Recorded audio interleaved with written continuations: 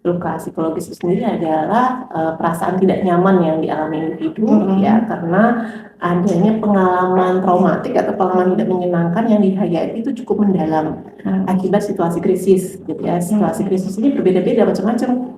Misalnya situasi krisisnya dia bertemu dengan atasan yang misalnya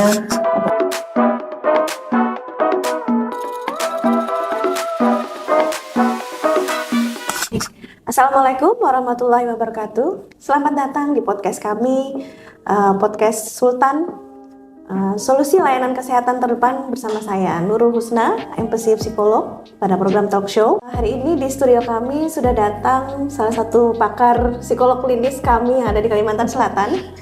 Nama beliau adalah Melinda Bahri, MPhil Psikolog. Assalamualaikum Bu Melinda. Waalaikumsalam. Terima kasih sudah datang Bu Melinda. Terima kasih. Beliau ini adalah senior saya di Rumah Sakit Ansari Saleh. Beliau sebagai Ketua IPK Kalimantan Selatan, Ketua IPK Indonesia Wilayah Kalimantan Selatan. Hari ini kita akan berbincang santai ya Bu Mel. Oke, siap. Lama tidak bertemu ini sebenarnya, jadi Apa kabar kayaknya ini menurut? nostalgia ya. Iya, sekali reunian lagi ya. Iya, lama nggak ketemu sama Bu Melinda. Hari ini temanya kita apa Bu Melinda? Oke, ini sebenarnya kita dalam rangka memperingati Hari Kesehatan Jiwa Sedunia juga ya, menurut ya. Jadi sebelumnya juga saya ucapkan terima kasih atas undangannya, kesempatannya di podcast RSI Sultan Agung. Jadi memang temanya kali ini kita membahas tentang kesehatan jiwa di tempat kerja gitu. Wah, menarik banget ini, menarik sekali. Kesehatan luka psikologis pada pekerja atau karyawan. Iya. Ini kayaknya lagi booming nih sebenarnya ya kan. Jadi di beberapa perusahaan yang kita tahu juga di IPK juga ada kerjasama ya Bu Melinda terkait tema terkait luka psikologis dari karyawan ya. Iya, betul. Iya. Jadi kita baru aja melakukan kerjasama dengan salah satu perusahaan swasta di Kalsel untuk layanan psikologis di perusahaan mereka gitu ya. Jadi di sini bahwa kita baru masyarakat tuh aware bahwa pentingnya kesehatan mental tidak hanya mungkin di lingkup sekolah gitu ya, di masyarakat, tapi juga di tempat kerja di mana juga banyak terjadi masalah psikologis, bisa itu burnout, stres kerja, depresi, gitu ya, kecemasan di tempat kerja yang mengganggu produktivitas dari karyawan itu sendiri. Gitu. Jadi kita senang sekali ada perusahaan yang aware untuk menempatkan layanan psikologis di perusahaan mereka. Gitu. Wah, ya kayaknya di Sultan Agung Banjarbaru juga mudah-mudahan ini menjadi salah satu ilham kita gitu ya. Istilahnya kita jadi terbuka bahwa karyawan itu juga kalau dibilang mungkin ada burnout ya kan, yang akan mempengaruhi luka-luka psikologis yang akan mempengaruhi kinerjanya. Betul. Oke. Gitu ya. Jadi kan sebenarnya luka psikologis itu sendiri adalah perasaan tidak nyaman yang dialami individu ya, karena adanya pengalaman traumatik atau pengalaman tidak menyenangkan yang dihayati itu cukup mendalam akibat situasi krisis gitu ya. Situasi krisis ini berbeda-beda macam-macam. Misalnya situasi krisisnya dia bertemu dengan atasan yang misalnya otoriter, itu bisa buat dia situasi krisis, tapi mungkin buat menurut enggak kali gitu ya. Tapi buat orang tertentu bisa jadi ya, atau punya tekanan pekerjaan yang membuat dia tidak berdaya. Nah itu juga situasi krisis. Nah inilah sebenarnya luka psikologis di tempat kerja, mungkin berbeda dengan luka psikologis misalnya traumatik karena kekerasan gitu ya. Jadi luka psikologis itu juga berbagai macam dan penghayatan pun berbeda-beda gitu. Kalau di lingkungan kerja seperti itu kira-kira gitu luka psikologisnya, sehingga ketika dia setiap berhadapan mungkin ya dengan atasannya, dia akan merasa cemas gitu ya, untuk berkomunikasi juga terhambat karena dia merasa dia inferior misalnya, dia penuh tekanan gitu ya. Sehingga apa yang terjadi? Yang terjadi apa? Kinerjanya tadi seperti Manur bilang terganggu. Ya, yang tadinya kinerjanya bagus, produktivitasnya bagus, sekarang menurun, nggak semangat masuk kerja gitu. Itulah kira-kira. Oke. Boleh nggak nih kita dijelasin tentang kira-kira pertolongan apa yang akan kita berikan ketika karyawan kita misalnya atau teman kita mengalami luka psikologis ya, yang ya berarti permasalahannya bisa jadi karena atasan, mungkin karena teman sejawat atau teman kerja atau lingkungan gitu ya, yang terjadi di lingkungan kerja gitu. Ya sebagai di lingkungan kerja itu namanya kita yang melihat adanya terjadinya rekan kerja mengalami perubahan perilaku ya, tiba-tiba misalnya dia nggak masuk kerja sudah beberapa hari ataupun turun kerja tapi dia diem gitu ya. Nah sebagai kita yang melakukan pertolongan pertama itu namanya adalah orang yang disebut itu penolong pertama, first aider namanya. Nah sebagai first aider ini tugasnya adalah memberikan bantuan-bantuan awal kepada individu ini agar dia bisa menangani masalah krisisnya tadi. Ya, misalnya metodenya adalah 3 look, listen, link gitu ya. Yang sebenarnya udah banyak mungkin masyarakat juga ada tahu gitu ya metode first aid ini, psychological first aid ini, dan ini sangat membantu pada para pekerja mungkin yang butuh untuk didengarkan gitu ya, untuk dibantu bagaimana dia bisa mengatasi mengcoping masalahnya saat itu juga dengan kita mungkin hadir di depan mereka gitu ya, bertanya, mendengarkan, kemudian itu look, listen, kemudian link.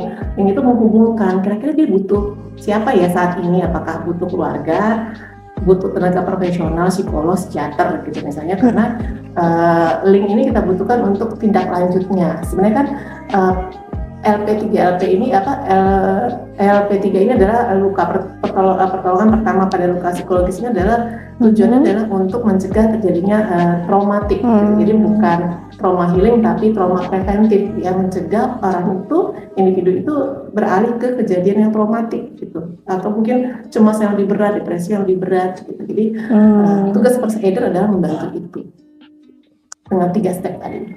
Berarti itu salah satu langkah awal ya, Mbak Melinda, sebagai pertolongan awal kita untuk seseorang itu tidak terjadi trauma berkepanjangan gitu ya, atau mungkin terjadinya depresi gitu ya, ibaratnya lebih berat lagi gitu ya. Oke, baik.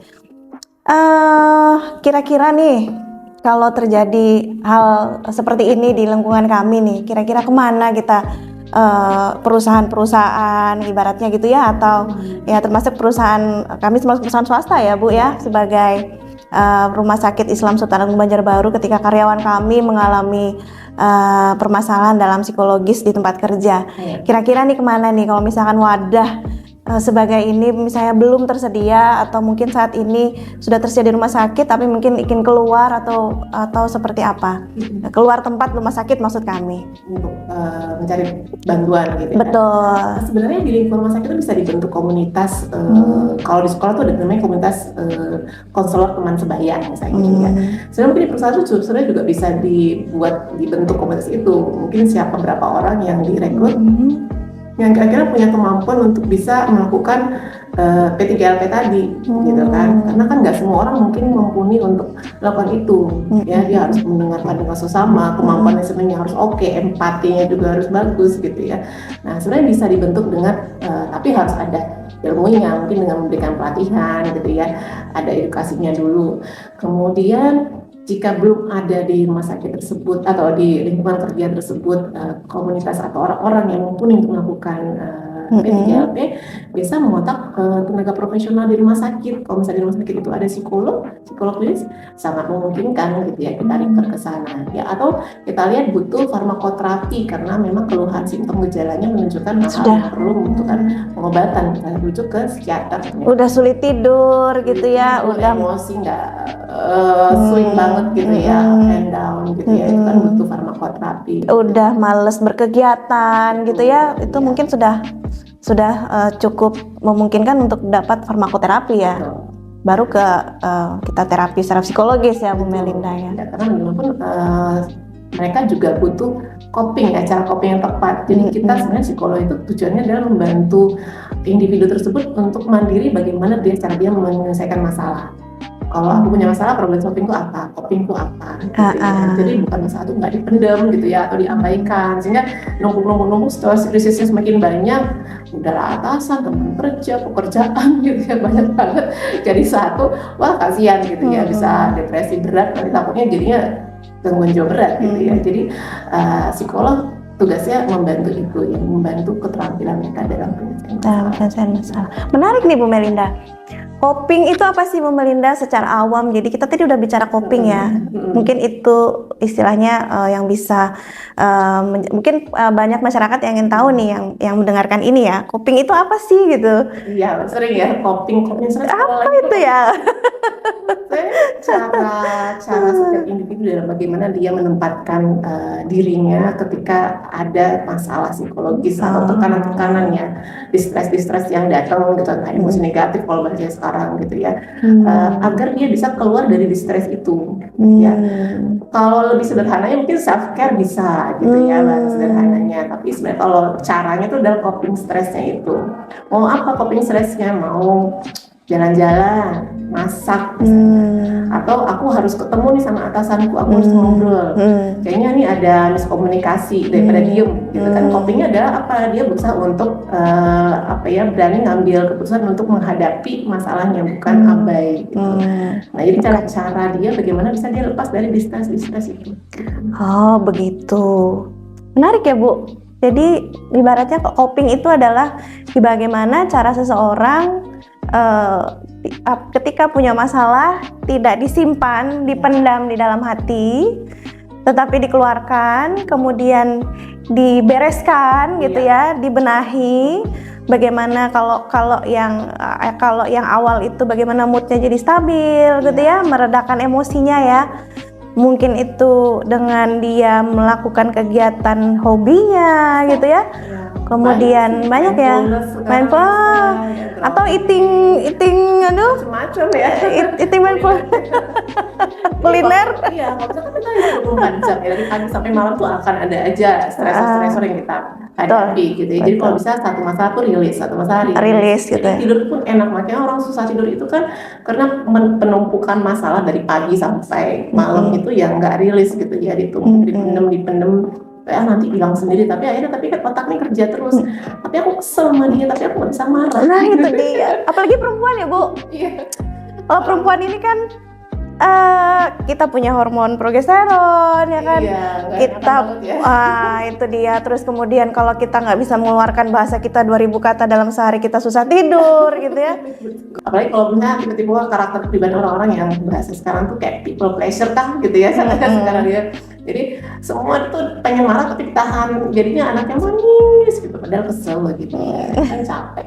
Jadi tubuh kita sama seperti fisik juga gitu ya, jadi juga punya kapasitas untuk bisa menampung semua masalah. Capek juga ya, jadi kayak saya kalau sakit batuk tuh gara-gara minum es, makan cabai semua kita akhirnya batuk gitu ya. Psikis kita juga begitu gitu ya, mungkin gunung es yang di dalam itu tuh udah sangat ya, tinggi banget lagi ya, menumpuk itu akhirnya meledak. Nah itu yang lebih baik ya, tadi kita bahas itu coping stressnya harus dibenerin ya. Semua orang harus punya. Aku pokoknya kalau punya masalah tuh aku enaknya nyamannya gini deh gitu.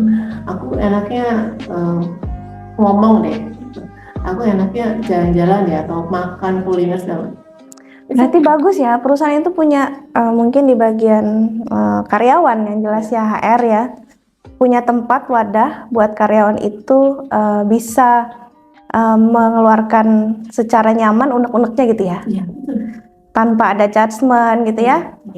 Oke, baik. Kalau di perusahaan yang bersama dengan kita itu dia nama programnya adalah ruang berbicara untuk karyawan. Ruang berbicara untuk karyawan. Jadi itu bagus sekali sih menurut saya gitu ya, mengadakan untuk perusahaan swasta yang cukup besar yang saya pikir, saya kurang tahu ya, tapi saya belum ada tuh yang menempatkan psikolog klinis gitu ya, yang aware dengan, karena kita tahu ya masalah psikologis itu stigmanya masih kencang dibandingkan orang lebih aware kalau dia sakit fisik gitu ya, daripada dia mengalami stres. Yang sebenarnya aku lagi stres tapi aku baik-baik aja, makanya kata orang kan it's okay to be not okay gitu ya. Lebih senang berpersona dengan ketidakokeannya dia daripada dia mencari bantuan ke profesional.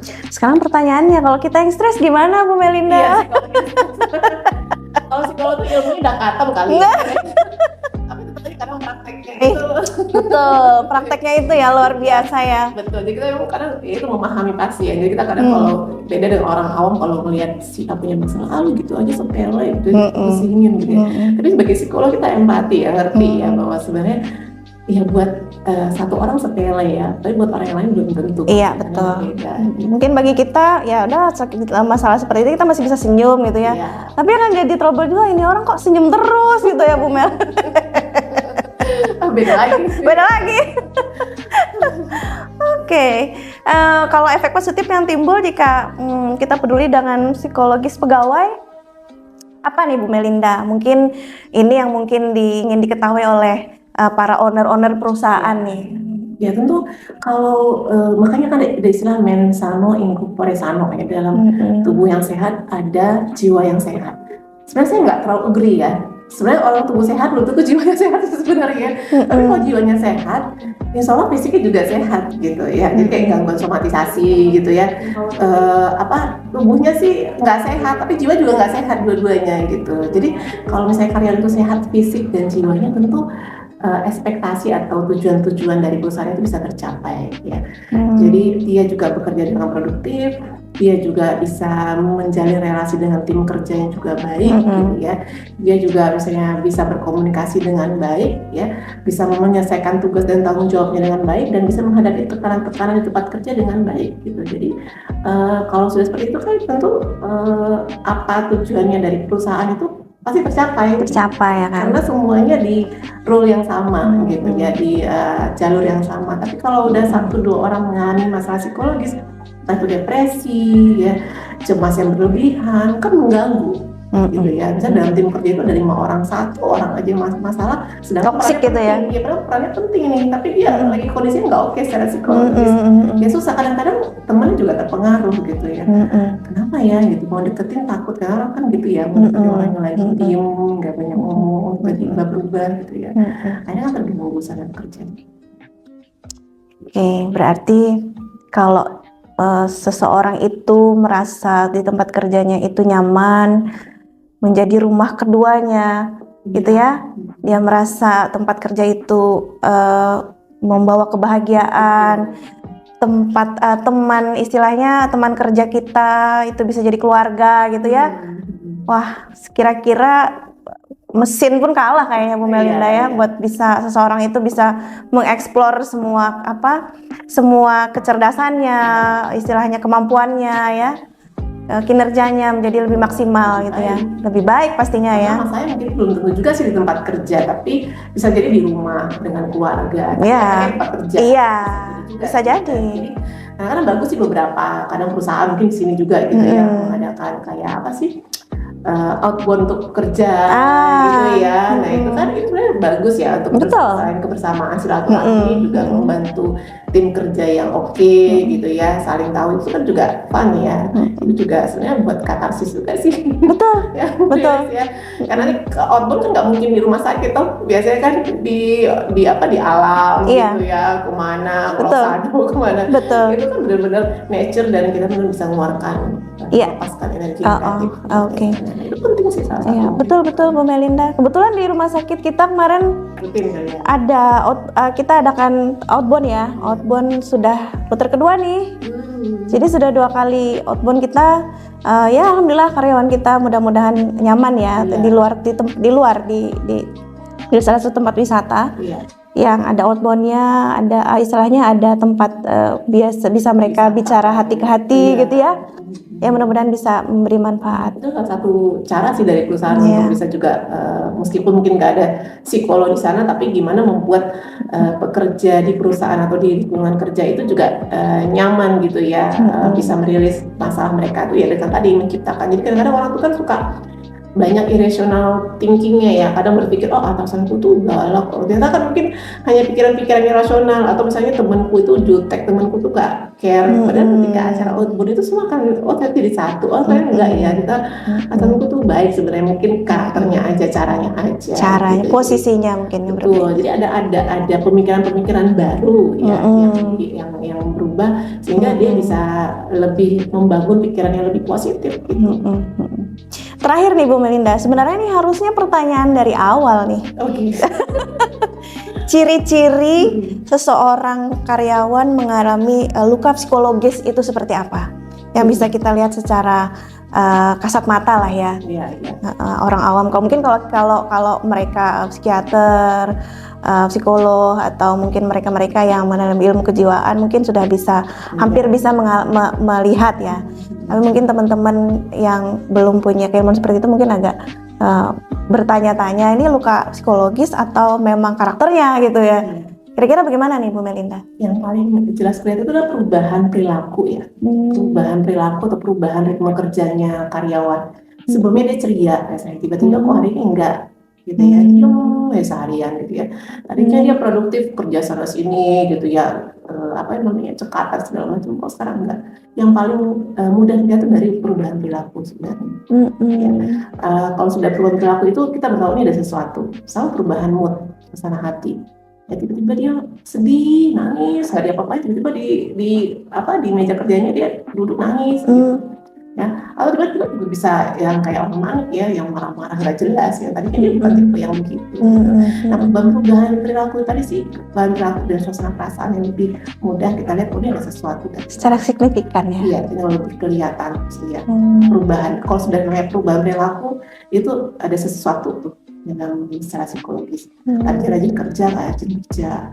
Ya. Yang tadinya dia enak diajak komunikasi, sekarang kok menarik diri ya gitu, diem 1-2 kata aja gitu. Itu adalah sesuatu sign juga buat kita, teman-teman kerja sekitarnya, untuk tahu ini butuh bantuan psikologis. Tapi kita nggak langsung nodong gitu ya, kamu lagi stres ya gitu.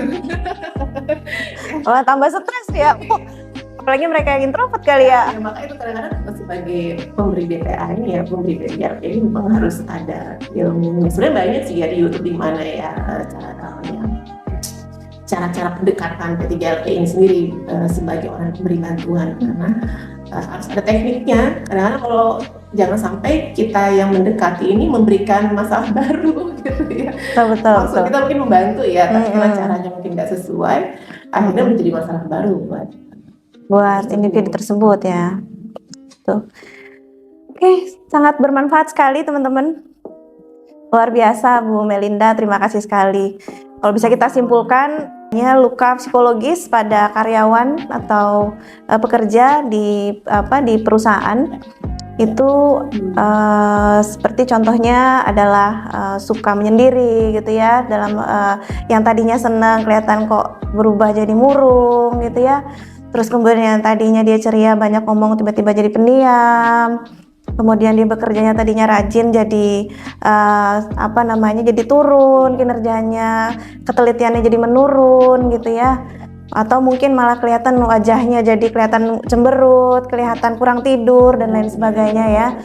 Nah, cara kita untuk melakukan memberikan pertolongan pertama salah satunya adalah dengan itu tadi kita arahkan ke tempat yang istilahnya sudah punya certified untuk bisa melakukan konseling awal ya, supaya tidak terjadi permasalahan yang lebih berat begitu ya, untuk memperbaiki kinerjanya. Mengenai trauma ya sebenarnya ya gitu. Oke, baik, terima kasih Bu Melinda. Sama-sama. Terima kasih atas kesempatannya hari ini, sangat bermanfaat. Semoga nggak jerah untuk ikut podcast kami, Sultan Podcast. Dengan senang hati nanti bisa kembali lagi ya. Oke, baik. Terima kasih kepada seluruh sahabat Sultan yang telah menyaksikan video ini. Semoga dengan adanya program ini dapat membantu sahabat Sultan untuk lebih memahami konsep pertolongan pertama pada luka psikologis pada pekerja dan karyawan. Saya Nurul Husna, SPCMC Psikolog, pamit undur diri. Sampai bertemu kembali di program selanjutnya. Hanya di Sultan Podcast, solusi layanan kesehatan terdepan. Wassalamualaikum warahmatullahi wabarakatuh.